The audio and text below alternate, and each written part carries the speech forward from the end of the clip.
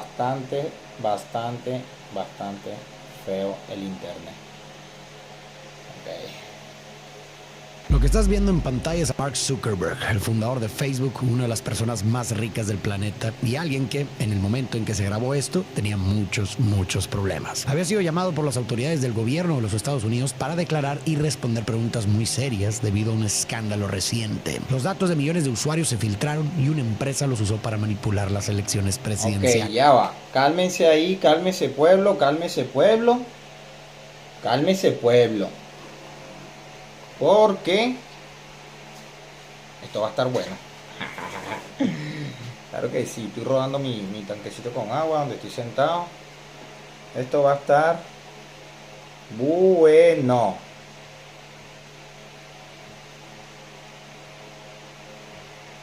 Hey, creo que pueden comentar y todo lo demás, todo lo que quieran hacer. Por mí no hay problema. Al contrario, para mí mejor que comenten, que digan, que hablen. Pero está el internet, creo que muy lento. No importa, vamos a hacerlo así mejor. Es lo que terminó poniendo a Donald Trump en el poder en su primer término. Él intenta defenderse, pero un senador le hace una pregunta que lo deja sin salida. Le dice, Mark, ¿se sentiría cómodo compartiéndonos la ubicación del hotel donde se está hospedando? Y Mark no tiene otra opción más que decir que no, dejando en evidencia el problema de los límites del derecho a la privacidad. Además, durante esta sesión y en muchos otros videos podemos ver que Mark se comporta de una manera bastante extraña, casi como si no fuera capaz de expresarse o gesticular como el resto de los humanos, lo que levantó muchas sospechas sobre sus orígenes. Aquí te voy a explicar por qué Mark se comporta de esa manera, por qué a veces sientes que tu teléfono te escucha y cómo Facebook y Cambridge Analytica manipularon durante meses a millones de estadounidenses hasta conseguir que votaran por el candidato que ellos querían poner en el poder. Obviamente las cosas para el buen Mark no comenzaron de una forma tan perversa, sino que se fueron transformando poco a poco. Afortunadamente para él, creció acompañado de una buena familia. Sus padres son profesionistas exitosos. Su madre Karen estudió psiquiatría. Yo siempre lo he dicho, siempre. Este tipo, la mayoría, pues quizás no todo el tiempo, pero sí la gran mayoría de veces, este tipo de genios, de genios de la tecnología, son personas con trastornos, huevón. Yo siento que son personas como con trastornos, como enfermitos, como una especie de enfermedad, no sé. Vamos a escuchar. Universidad de Brooklyn y su padre Edward odontología. Además, Mark tiene 3 hermanas. Sus padres saben que las computadoras serán una herramienta clave en el futuro, por lo que se aseguran que cada uno de sus hijos tenga una desde pequeños. Piensan que de esta forma sus hijos podrán tener más ventajas competitivas cuando tengan que buscar empleo. El tema es que Mark, por alguna extraña razón, resulta ser extremadamente hábil para entender y usar computadoras, prácticamente un prodigio. Y la computadora es algo que se termina volviendo su pasión. Ahora, recordemos que en los años 80 las computadoras eran mucho más caras que ahora y los padres de Mark le pudieron permitir a sus hijos una por cabeza. Las más baratas rondaban los $2,500 ajustado a la inflación actual. Mark se obsesiona con la tecnología y la programación y pasa días o incluso meses entero metido de lleno en proyectos que él hace por gusto. Por ahora los proyectos más ambiciosos son juegos para divertirse con sus hermanas o animaciones, pero estos pronto se volverán más ambiciosos. Gracias a su talento y a estas estrategias del padre de Mark, su consultorio comienza a contratar más empleados, lo que le da una idea al joven Mark. A los 11 años decide aplicar sus propios conocimientos para crear SockNet, un programa que le permite a los dentistas compartir información de manera instantánea y a su familia comunicarse con su padre desde casa, ya que el consultorio estaba conectado a su hogar. En otras palabras, Mark inventó una forma de mensajería instantánea años antes de que programas como AIM de AOL popularizaran el concepto y a una edad en la que muchos niños apenas comienzan a entender divisiones con decimales. Por eso, y porque pueden, los padres de Mark lo inscriben en una de las preparatorias más prestigiosas del país, la Academia Phillips Exeter. Ahí Mark aprende francés, hebreo, latín, griego antiguo, gana premios en ciencia y literatura clásica y llega a ser capitán del equipo de esgrima. Ahí también conoce a otro pequeño geniecillo llamado Adam D'Angelo, con quien se junta para hacer un proyecto final antes de graduarse al que llaman Synapse, un reproductor de música que aprende tus gustos y te ahorra el trabajo de armar listas de reproducción. El proyecto le encanta a la escuela, se gradúan con honores y Mark es aceptado en Harvard para estudiar la universidad. De hecho, el video que estás más bien desde el momento exacto donde se entera por correo electrónico que ha sido aceptado. En ese momento, Microsoft se acerca a Mark con una oferta de $2 millones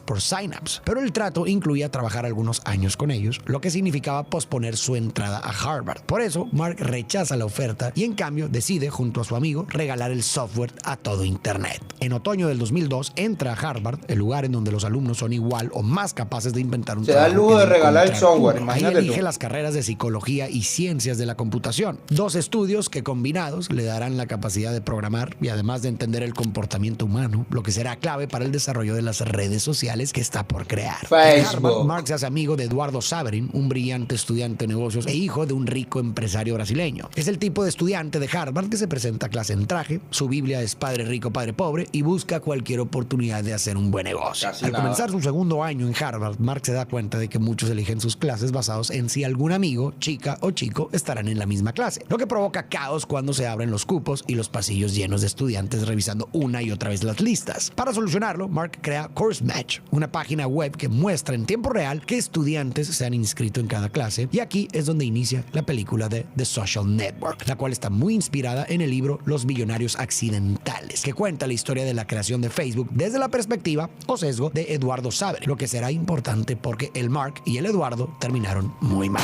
Vemos que Mark está con una chica en una cita que será la primera pieza de un dominó que cambiará el mundo. Lo importante es que en la cita él y la chica se ponen a discutir y la pelea escala a tal punto que la chica prefiere irse de la cafetería, dejando a Mark solo. Sin más que hacer, el chico trota por toda la universidad hasta llegar a su habitación, donde toma su laptop, abre una cerveza y escribe amargamente sobre la chica de su cita en su blog de LiveJournal, una página de internet que existía desde antes, algo así como la versión más primitiva de una red social. Ya borracho, Mark se pone a ver el directorio de fotos, o Facebook en inglés, de las diferentes casas en Harvard, mientras sigue escribiendo en su blog sobre lo feas que son la mayoría de estas fotos. En eso, a Mark se le ocurre una idea. A manera de broma, comienza a crear una página de web donde se comparen las fotos de diferentes chicas y la gente pueda votar quién es más atractiva. El problema es que para hacer esto va a tener que tomar sin permiso todas las fotos que pueda de estos Facebooks escolares. Esto es un poco peligroso porque la escuela podría enterarse que fue él y expulsarlo, pero aún así sigue adelante. Botella en mano, Mark visita cada una de las páginas de los dormitorios y burla la seguridad cibernética de la universidad más prestigiosa del mundo como si fuera un juego de niños, mientras sus dos compañeros de cuarto, Dustin y Chris, están presentes. Eduardo Saverin llega de visita tras ver la primera publicación de Mark sobre la chica del bar con la que discutió, pues asume que su amigo necesita ayuda. Y sí, Mark lo necesita, pero no para apoyo emocional, sino para que le dé una línea de código que Eduardo escribió hace tiempo para poder clasificar por habilidad a jugadores de ajedrez, pero quiere modificarlo para rankear las fotos de chicas votadas como similarmente atractivas. Con esto, Mark termina su sitio, al que nombra facemash.com. Acto seguido, Mark se lo comparte por correo a un par de personas y estas personas a más personas, pero rápidamente la cosa se sale de control. La página causa tanto interés que comienza a compartirse entre los miembros de toda la universidad. Algunos se ríen, otras chicas se indignan, pero nadie puede dejar de votar e interactuar con la página. En muy pocas horas de esa misma noche, la página se termina viralizando tanto en la red de Harvard que termina tirando los servidores, lo que deja a Mark y a sus amigos impactados. El tráfico que consiguieron con una página creada en unas cuantas horas consiguió tirar los servidores de una de las universidades más prestigiosas del país. Obviamente, a la mesa administrativa de Harvard no le causa gracia alguna lo que acaba de pasar, sin mencionar a las diversas organizaciones estudiantiles femeniles que presentaron denuncias por invasión de privacidad. En la audiencia al respecto, Mark se disculpa por la indignación que le causó a sus compañeras, pero se atreve a exigir un reconocimiento, pues considera que le hizo un favor a la escuela al exponer las fallas de seguridad de la red. En entrevistas posteriores, Mark cuenta que en ese momento estaba tan seguro que lo iban a expulsar que su misma madre fue a ayudarle a empacar sus cosas. Y como sabía que ya no le quedaba mucho tiempo, comenzó a ser más desinhibido y a hablarle a más chicas. Y fue justo en esta etapa donde conoció a su futura esposa, Priscilla Chan. Volviendo a la historia, si fuera un estudiante menos destacado, lo hubieran expulsado después de lo de Facemash, pero a Mark lo mandan de vuelta a clases solo con una advertencia. Gracias a esta broma pesada, Mark conoce a 3 estudiantes del campus que serán importantes. Estos son Divya y 2 gemelos idénticos llamados Cameron y Tyler Winklevoss. Divya tiene la idea de crear una red social en Harvard y piensa que el borracho que consiguió tirar la red podría ser la persona indicada para ayudarlos a programar su red social. Por su parte, los Winklevoss son estudiantes provenientes de una familia con mucho dinero e involucrada en el mundo de los negocios. Los hermanos interceptan a Mark en el pasillo y lo invitan a platicar en un lugar más privado, donde le proponen la idea. Quieren hacer una red social exclusiva para estudiantes de Harvard llamada Harvard Connection, y esa exclusividad será su diferenciador de otras redes sociales ya existentes inexistentes como MySpace o Friendster. Además, los hermanos dicen que sería un excelente sitio de citas, pues, en sus palabras, las chicas quieren salir con estudiantes de Harvard. Mark acepta la oferta, aunque en secreto tiene otros planes completamente diferentes. Les dice que no le tomará más de una noche programar la red social, haciendo creer a los 3 socios que escogieron a la persona correcta, y se pone a trabajar, pero no para ellos, sino que lo hace para él mismo. Pasa días y noches enteras trabajando, pero ignorando a los 3 socios. Mark esquiva sus llamadas, les da largas por correo y se excusa con la pesada carga académica de Harvard, aunque en mensajes privados les cuenta a sus amigos que él mismo planea hacer la red social, solo que con mejores ideas y un enfoque diferente. Y esa es la red social que será conocida como Facebook. Obviamente inspirada por los Facebooks escolares que lo inspiraron a hacer Face Smash. Mark logra registrar el nombre de The Facebook con $1,000 que le da Eduardo Saverin a cambio de 30% de la compañía y el puesto de jefe de finanzas. Mientras más pasan los días, Mark se obsesiona más. La idea toma rehén a su cerebro y como rescate exige nada más y nada menos que una concentración inquebrantable y cada gota de energía que puede exprimir de su cuerpo, lo que da como resultado que el sitio esté casi listo en unas cuantas semanas. Pero falta algo. El problema es que Mark no sabe qué. Un día, Dustin, el roomie de Mark, le pregunta a Mark sobre una chica que atiende una de sus clases. En específico, quiere saber si tiene novio o está soltera. Mark, medio dormido, está a punto de responder sarcásticamente que la gente no anda por ahí con un letrero enorme que diga soltero, pero la bomba que acaba de explotar en su mente lo interrumpe. En un clásico momento de eureka, Mark corre hasta su dormitorio para agregar esa última cosa a The Facebook, y esto es la situación sentimental y si estás interesado en conocer hombres o mujeres. Con esto añadido, The Facebook está listo. Todo esto en menos de un mes. El 4 de febrero de 2004, The Facebook es cargado al internet por primera vez, exclusivo para personas con correos de harvard.edu que han recibido invitaciones. Esta noticia termina llegando a los oídos de los Winklevoss, quienes no pueden creer que Mark les haya robado la idea y los haya engañado para ganar tiempo y sacar su red social antes. Ellos saben que las cosas no se pueden quedar así, por lo que con la ayuda de los abogados de su papá mandan una carta que amenaza a Mark con demandar si no baja Facebook, y también publican un artículo en el periódico de la universidad acusándolo del robo. Pero a nadie le termina importando, ni siquiera a Mark, pues Facebook está siendo todo un éxito. En esta primera versión de Facebook solo puedes ver tu perfil y el de los demás. Al poco tiempo implementan el newsfeed, pero de momento, y por raro que parezca, no hay ni fotos ni likes. Aún así, registra a más de 650 personas en unos días y en solo 2 semanas este número sube a 4,000. Algo sorprendente considerando que se trata del 2004. Pero ¿por qué hace a Facebook tan especial? Hemos mencionado varias veces el término red social, pero la verdad es que por aquel entonces este término ni siquiera se usaba comúnmente. Eso es porque las redes sociales antes de Facebook no se sentían como un lugar en donde estaban tus amigos de la vida real. La mayoría de las cosas que se les acercaban a una red social permitían la anonimidad. Podías ponerte absolutamente cualquier cosa de nombre o foto de perfil y no pasaba nada. Además, funcionaban más como foros para gente medio extraña que compartía conocimiento o hablaba sobre temas específicos. MySpace, por ejemplo, permitía la anonimidad. Habbo también, y además era principalmente un juego. Y Friendster trataba más sobre conocer personas en otras partes del mundo. Facebook, por su parte, desde el inicio te forzó a registrarte con tu nombre y apellido, pues en un principio tenías que usar tu correo de Harvard, lo que daba la seguridad y certeza de que estabas hablando con esa persona. Además, las personas que ingresaban a esas etapas tempranas de Facebook eran personas que veías todos los días en la escuela. Esto por sí solo fomenta una comunidad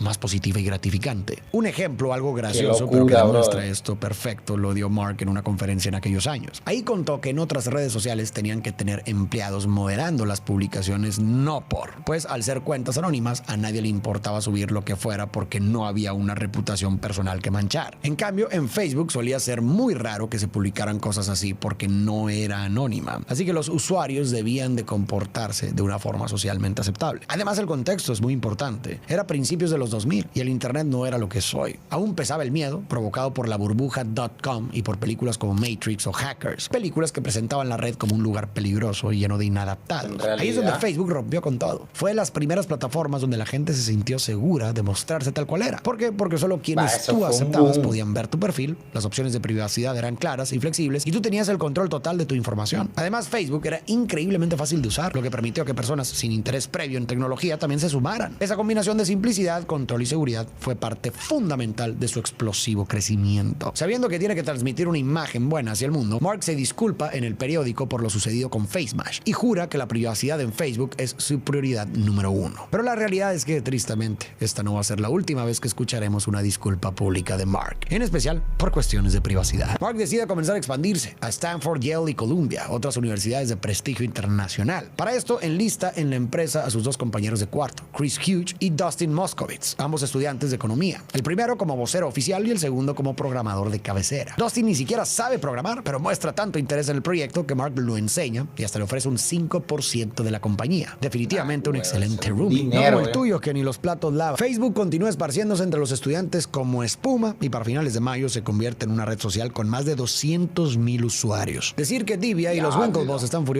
es poco. Evidentemente piensan que Mark les robó la idea de Facebook a ellos y no se quedarán de brazos cruzados. Por su parte, Mark continúa trabajando. Eduardo invierte otros $18,000 en la cuenta de la compañía para que de Facebook se mude a California en las vacaciones de verano. Después de esto, y después de estudiar por tan solo 2 años, Mark abandona una de las universidades más prestigiosas del mundo. Pero esto hasta que pudo visualizar un futuro con un proyecto con una buena proyección. Como sus primeras oficinas, Mark y su equipo eligen una casa en Palo Alto, California, a tan solo unas pocas cuadras de Stanford. Como era de esperarse, esta casa es un completo caos. Tienen alberca, comida rápida, botanas del mayoreo y hasta una tirolesa en la chimenea para arrojarse a la alberca. Muchos estudiantes consiguen trabajo como programadores en la compañía de Facebook, participando en los hackathons o maratones de hackeo que organiza Mark, los cuales puede que en la película estén algo exagerados, pero sí eran competencias reales de las cuales sí se seleccionaban trabajadores para la empresa. Palo Alto es parte de una famosa área a la que el mundo conoce como Silicon Valley, el lugar donde tienes que estar si quieres que tu pequeño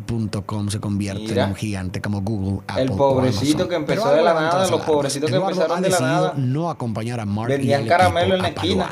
En la película se sugiere que Eduardo toma un trabajo en Nueva York porque Facebook aún no genera ingresos y alguien tenía que financiar la empresa. Aunque no está del todo claro si esa fue su motivación real, lo cierto es que sí se fue a Nueva York. En la vida real parece que Eduardo aceptó ese puesto para enfocarse en sus propios proyectos y fundó otra empresa relacionada con búsqueda de empleo. Lo más grave fue que colocó publicidad en Facebook sin consultarlo con Mark. Pero esto no es nada bueno para Facebook, pues todo el punto de la mudanza, además de acercarse a la meca de la tecnología que es Silicon Valley, es encontrar nuevos inversionistas, lo cual se vuelve mucho más difícil cuando el jefe de finanzas y dueño de un tercio de la compañía parece estar más enfocado en sus propios negocios. Aquí es donde Mark conoce a Sean Parker, quien llegará a sembrar discordia entre los socios. Este hombre se volvió famoso por haber fundado Napster a los 19 años, un programa para compartir y descargar música completamente gratis. Si bien Napster muere en el 2002, sepultado en demandas y cartas de miembros enojados del grupo de música Metallica, la compañía cambió para siempre la industria disquera. Sean tiene muchos contactos en Palo Alto y rápidamente consigue una junta con Peter Thiel, el cofundador de PayPal y uno de los mayores inversionistas en Silicon Valley. Peter, convencido de que Facebook es el futuro de las redes sociales, invierte $500,000 inmediatamente. Esto convence a Mark de que es buena idea nombrar a Sean Parker CEO, aunque no pasará mucho para que se arrepienta de esa decisión. Este nombramiento no le parece a Eduardo en lo absoluto y congela las cuentas de la compañía. Lo bueno es que los papás de Mark tienen mucho dinero y le ofrecen un préstamo de hasta $85,000 en lo que llega la inversión de Peter. Lo malo es que a partir de ahora, Eduardo no es más que un estorbo para Mark en su camino a la cima. Mark encuentra la forma de sacar a Eduardo de la empresa y lo hace de una forma en la que Eduardo no se da cuenta de qué está pasando al principio. Y cuando se entera, ya es demasiado tarde. En la película, Eduardo irrumpe en las oficinas de Facebook buscando a Mark con la cabeza en llamas. Lo encuentra junto con Sean Parker, pero Mark no lo ha visto, pues está inmerso en su trabajo. Así que Eduardo le arrebata la computadora y la azota frente a él y toda la oficina. No tiene mucho que hablar, solo quiere comunicarle a gritos que la próxima vez que se vean va a tener que ser con abogados de por medio. Y a ver, todo este show de las oficinas queda muy bien en una película. Le dieron la pata por el rabo. La vida real no fue para nada así. En realidad, Eduardo no llegó a la oficina a gritarle a Mark y a amenazar físicamente a Sean Parker, pero estoy seguro de que ganas no le faltaron. Lo que sucedió es que todo lo arreglaron mediante los abogados, pero, tal y como en la película, este hecho terminó la relación de amistad de ambos. Un poco después, en el 2005, Mark enfrenta 2 demandas, una de los Winklevoss y de su viejo amigo Eduardo. Y para agregarle más problemas a la vida de Mark, Sean Parker es arrestado por posesión de sustancias en una fiesta con menores y va a tener que renunciar a su puesto como CEO, pues una compañía en camino a la grandeza como Facebook no puede arriesgarse a tener nexos con personajes tan controversiales. Al final, las demandas terminan con los Winklevoss ganando $65 millones en su acuerdo y nadie sabe con exactitud cuánto ganó Eduardo, pues hasta hoy no es información pública. Lo que sí sabemos es que Eduardo Saverin actualmente es el brasileño más rico y uno de los hombres más ricos del planeta. Esto con ayuda de los negocios de su padre, claro, pero algunos especulan que lo que ganó por la demanda fue una cantidad gigantesca. Pero a pesar de todo este dinero y tiempo gastado en demandas, a Facebook Facebook, nada lo detiene. En diciembre del 2005, menos de 2 años después de su lanzamiento, Facebook tiene 6 millones de usuarios registrados y los inversionistas hacen fila para darle la mano al fundador. Aunque esto no es ni una fracción de lo que la compañía está por lograr. Y en cuanto a la experiencia del usuario, tampoco dejan de progresar. Se agregan nuevas funciones como fotos y videos, lo que vuelve a la página más interesante visualmente. Después se añade el botón de me gusta para que los usuarios puedan interactuar más y no solo se limiten a comentar. Y más adelante también se añaden las diferentes reacciones para expresar lo que una publicación te hace sentir. Ambos estímulos que parecen convertirse en el nuevo lenguaje universal de aprobación. Para que Facebook pueda seguir creciendo, en 2007 se lanza Facebook Platform, un kit de herramientas y servicios muy útiles para el desarrollo de aplicaciones dentro de la plataforma de Facebook. Es la razón por la que existen tantos juegos, encuestas y exámenes de personalidad en estos tiempos. La idea es que la Facebook Platforms facilita que la próxima cosa ultra viral suceda en Facebook. Y funciona. Juegos creados dentro de la Facebook Platform como Mafia Wars, Farmville o Candy Crush son éxitos masivos. Facebook Platform incluso beneficia a Mark personalmente cuando contesta un pequeño quiz sobre daltonismo que alguien más creó dentro de la plataforma. Y se da cuenta de que efectivamente él es daltónico. Casi no ve el rojo ni el verde. Él mismo ha confirmado en entrevistas que eligió el azul porque es el color que más puede ver. Y esa es una de las razones por la cual el color de Facebook es azul. Y con todos estos cambios y estas herramientas, poco a poco Mark y su equipo van creando la plataforma tal y como la conocemos hoy. Pero a partir de este punto las cosas comienzan a complicarse. Pues lo que en un inicio era una red social inofensiva se terminará volviendo un arma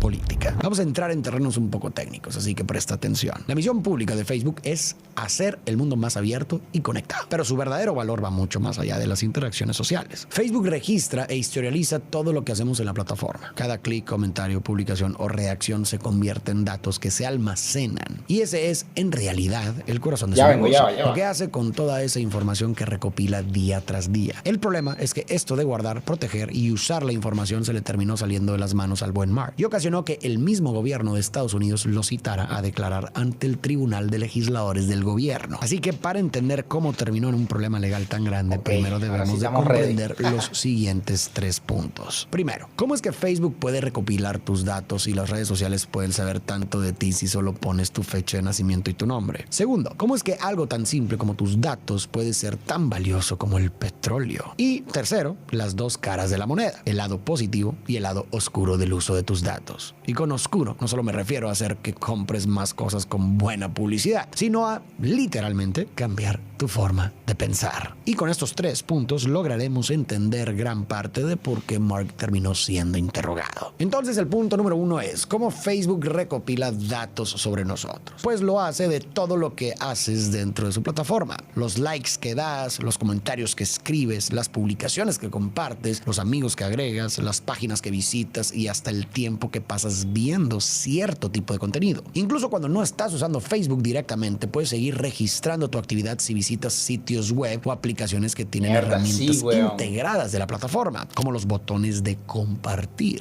Y toda esa información se convierte en miles de puntos de datos individuales sobre ti. Para organizar y conectar toda esa información, Facebook utiliza una herramienta llamada el gráfico social. Este gráfico es como un enorme mapa que relaciona a cada usuario con su red de contactos, intereses, comportamientos y vínculos. Y a través del gráfico social, la plataforma entiende cómo se relacionan las personas entre sí y con el contenido que consumen. Una vez que Facebook tiene tus puntos de datos organizados, su algoritmo los compara con millones de otros perfiles. Y a partir de ese análisis, deduce cosas sobre ti que quizás tú mismo no has expresado directamente. Desde tus intereses políticos o tu personalidad, hasta si estás pasando por una ruptura, si estás pensando en mudarte o si podrías estar esperando un bebé. Todo esto se logra no solo con lo que dices o haces, sino con lo que el sistema infiere comparándote con patrones de comportamiento similares. Esta herramienta fue esencial para el lanzamiento del Newsfeed en 2006, ya que le permitía a Facebook decidir qué publicaciones mostrarte, qué amigos sugerirte y qué páginas recomendarte según tus interacciones. Coño, con razón, Facebook me sugiere ese poco de mujeres, pero tus gustos. Entonces no es que Facebook solo recopile datos, también los conecta, los interpreta y construye un perfil psicológico y social de cada persona con un detalle que muchas veces ni siquiera esa persona tiene de sí misma. Por eso a más de uno nos ha pasado que creemos que nuestro teléfono lee directamente nuestros pensamientos. Lo que sucede es que puede predecir nuestros comportamientos, que las sugerencias de publicidad son casi milimétricas, el santo grial de las marcas que quieren que veas sus anuncios. Lo que precisamente nos lleva al punto 2. ¿Por qué son tan valiosos tus datos? De forma superficial podríamos decir que es por la publicidad. A través de tus datos se puede construir un mapa de Titán exacto que el objetivo se ha vuelto servirle a las personas publicidad ultra especializada. Y bueno, superficialmente podríamos pensar que esto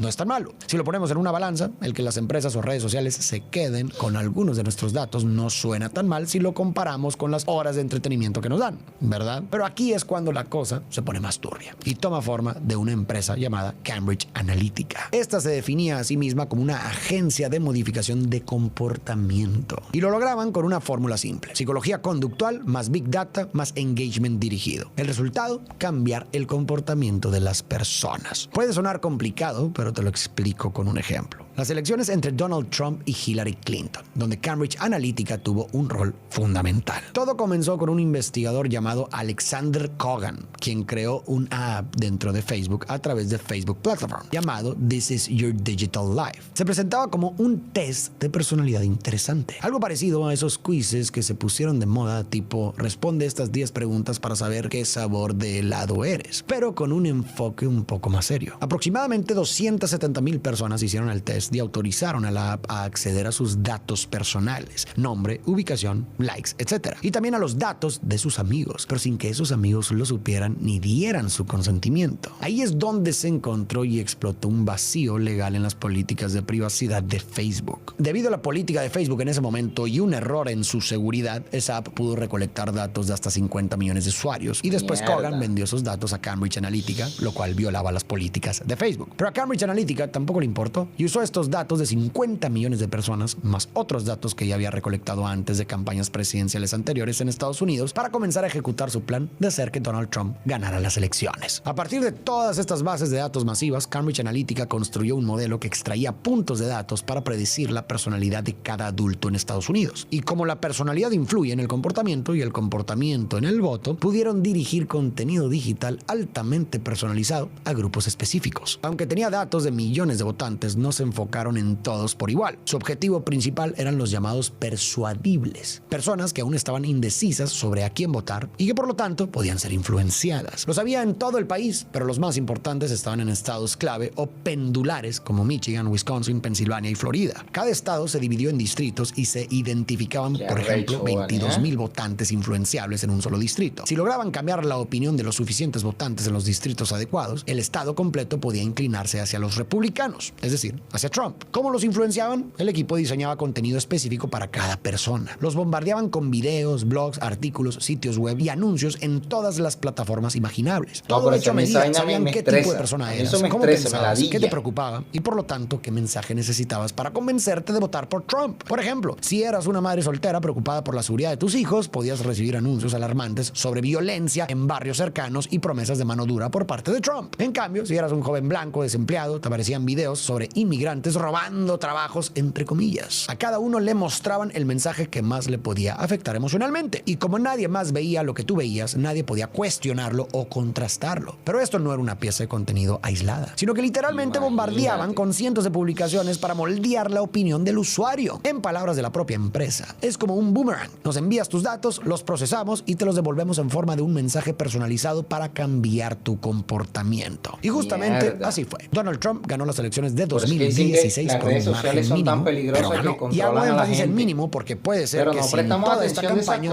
ese mínimo no hubiera sucedido. Si crees que fue cuestión de suerte, probablemente es que no lo fue. Cambridge Analytica reportó decenas de campañas exitosas similares en otros países. Uno de los casos más evidentes fue en la isla de Trinidad, donde hay dos partidos principales. Uno que apela a votantes afrocaribeños y otro a indios. Cambridge trabajó para el partido indio con una estrategia bastante peculiar: hacer que la gente no votara. Se enfocaron en los jóvenes y, sabiendo su naturaleza, lanzaron una campaña política que promovía la apatía como rebeldía. Sabían que muchos no estaban interesados en política, así que crearon un movimiento apolítico con el lema hazlo, que en realidad significaba no hagas nada, o sea, no votes. Cambridge aplicó su maquinaria de segmentación de audiencia a los categorizados como influenciables e hicieron que miles de jóvenes afrocaribeños e indios creyeran que no votar era cool y que eso los convertía en parte de una especie de resistencia, y una vez que instauraron esa mentalidad se esparció sola. Pero la parte final de ese plan maestro esto sucedió el día de las elecciones. Efectivamente, los jóvenes no querían votar, pero la diferencia entre los afrocaribeños y los indios es que las madres y padres de los indios, por la forma en la que se organizan las familias, imponen mucho más control sobre sus hijos. Así que la mayoría de los jóvenes afrocaribeños no votó, pero los jóvenes indios, presionados por sus madres, sí lo hicieron. La campaña se aprovechó de diferencias culturales en la dinámica familiar y gracias a eso el candidato indio ganó por una ligera cantidad de votos. Pero ganó todo a partir de una buena idea, análisis de datos y contenido segmentado. Entonces, sí,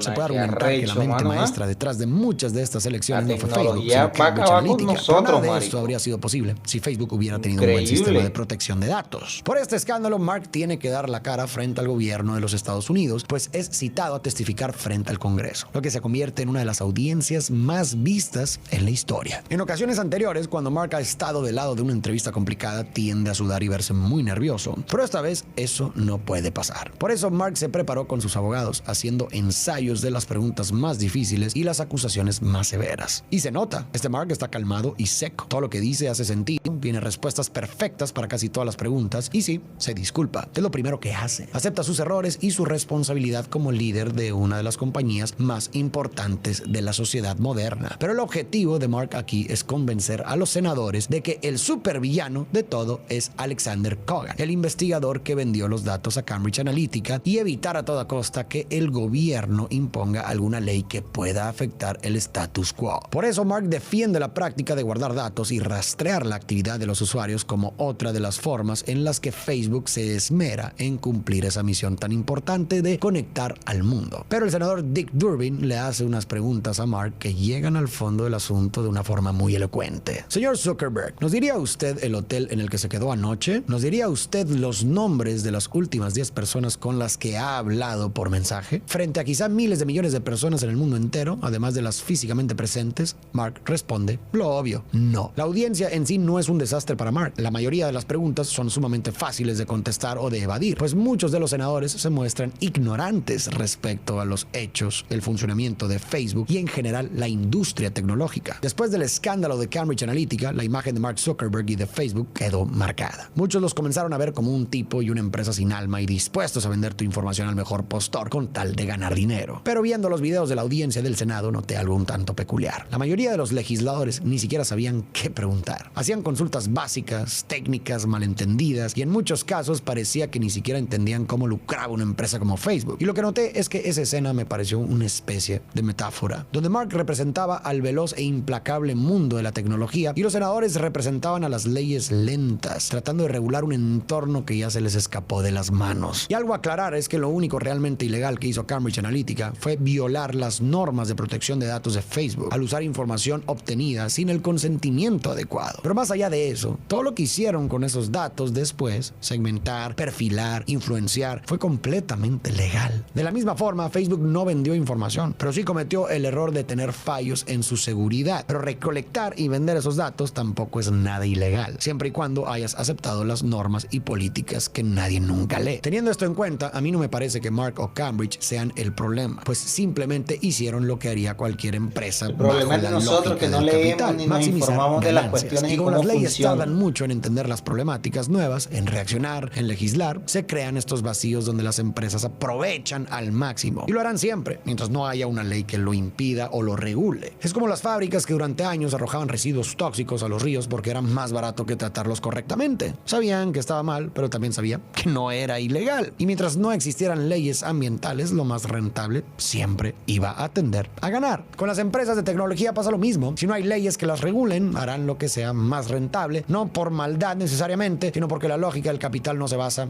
necesariamente en la ética, sino en la rentabilidad. Y en ese sentido me parece que quizás el problema no sea el jugador, sino quizás las reglas del juego. Ahora bien, aunque haya sido legal, el debate moral sigue ahí, porque aquí es donde el caso de Cambridge Analytica se vuelve mucho más complejo. ¿Realmente manipularon psicológicamente a millones de votantes o simplemente hicieron una campaña más eficiente con las herramientas que tenían a mano? Algunos piensan que sí fue manipulación porque se jugó con las emociones, los miedos, los prejuicios y porque muchas personas nunca supieron que estaban siendo influenciadas. Otros creen que no, nadie les quitó el derecho a votar libremente. Al final cada persona se paró frente a la urna y marcó su decisión. Y algo que no puedo dejar de lado es que después de todo este asunto del Senado fue cuando se intensificaron en Mark las sospechas de que era una especie de ente raro tratando de hacerle creer al mundo que es un humano. Y aunque muchos lo tomaron como una broma, hubo quienes realmente empezaron a sospechar que algo raro pasaba con él, más si lo comparamos con otros CEOs mediáticos como Elon Musk o Steve Jobs. En el caso de Mark, su lenguaje corporal, sus respuestas ensayadas y la dificultad para leer ciertas dinámicas hicieron que muchos opinaran que había algo muy oscuro en él, como si fuera un alien, robot u otra especie de criatura. Pero yo pienso que hay una explicación más humana y posible. Mark Zuckerberg podría estar dentro del espectro autista de alto funcionamiento. No hay ninguna confirmación oficial más que la de algunos compañeros que trabajaron con él que lo declaran. Algunos rasgos, como su dificultad para expresar emociones espontáneas, su postura corporal tensa, su forma de hablar extremadamente controlada, su torpeza social en contextos públicos y su pensamiento sistemático y lógico, coinciden con lo que se suele observar en personas dentro del espectro. A eso se suma que desde niño fue considerado una persona brillante en la programación y que tenía cierto grado de obsesión por cosas que le gustaban, a tal punto de pasar semanas enteras inmerso en proyectos. Ahora bien, no todas las personas con una inteligencia sobresaliente, una gran capacidad de concentración están necesariamente dentro del espectro autista. Hay muchas razones por las cuales alguien puede mostrar estos rasgos sin que eso implique una condición neurológica, pero cuando muchos de estos elementos se combinan, entonces sí puede ser razonable plantear la posibilidad. Insisto, no se trata de un diagnóstico, sino de una hipótesis, que si fuera cierta, podría ayudarnos a entender mejor no solo cómo actúa, sino también por qué a veces se percibe tan ajeno a la imagen tradicional que tenemos de un líder carismático. Pero bueno, invasiones a la privacidad aparte, mientras todo esto sucedía, Facebook compró Instagram por $1.000 millones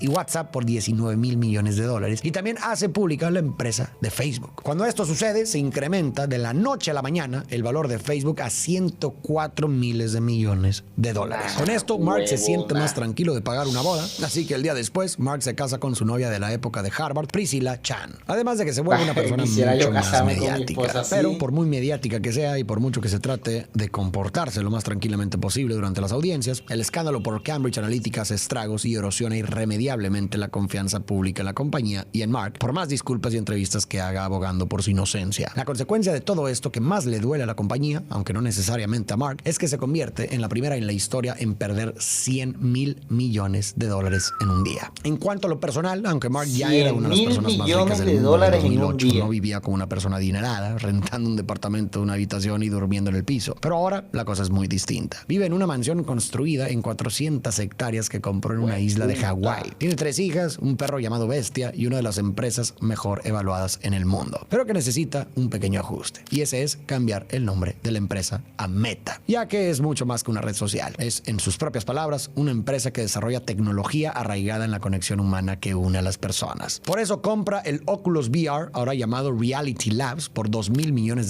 una compañía dedicada a la creación de dispositivos de realidad virtual y aumentada. Después crea el metaverso, el cual no resulta muy bien. Y más adelante crea los lentes de Meta y Ray-Ban que integran tu visión con una cámara y un asistente de inteligencia artificial llamado Llama. Mark Zuckerberg es sin duda uno de esos pocos hombres que realmente cambiaron el mundo. No estoy diciendo que para bien o para mal, pero indudablemente hay un antes y un después de Facebook en la historia de las redes sociales y en la forma en que nos relacionamos. Su creación transformó la manera en que nos comunicamos y modificó dinámicas sociales, políticas y culturales a una escala global. Y sí, es cierto que quizás ha cometido errores con sus algoritmos, con las decisiones empresariales, con el manejo de datos, con el diseño mismo de la plataforma. Sería ingenuo negarlo, pero también hay algo importante que debemos entender. Facebook fue la primera en muchos sentidos. No había otra empresa adelante marcando el camino. No existía un manual. Ellos eran el camino. Y como sucede con cualquier pionero, avanzar también significó equivocarse. No digo esto para exculpar a Meta de sus responsabilidades, para nada, pero sí lo menciono para tratar de empatizar un poco con el buen Mark. Y si te preguntas por qué lo hizo, por qué hace todo lo que hace, encontré una entrevista que lo explica un poco. El entrevistador le cuenta a Mark que piensa que la gente que hace cosas grandes están obsesionados con algo o se preocupan demasiado por algo en específico. Por ejemplo, Steve Jobs, quien podríamos decir que estaba muy preocupado por la estética de las cosas. Así que el entrevistador le pregunta a Mark qué es eso que a él le importa mucho, a lo que Mark responde: me importa conectar a todos. Y continúa: creo que las comunidades, cuando están bien conectadas, pueden canalizar su energía para hacer cosas grandiosas. Las conexiones entre personas son la infraestructura que permite que eso suceda. Y por eso, en cada paso del camino, incluso cuando había mucha incertidumbre sobre si lo que hacíamos sería rentable, si tendría sentido, si sería algo bueno o no, lo hicimos igual, porque nos importaba mucho. Y por último, un pequeño recordatorio. Aunque Mark lo haga sonar muy poético, la verdad es que las redes sociales sí nos conectan, pero no necesariamente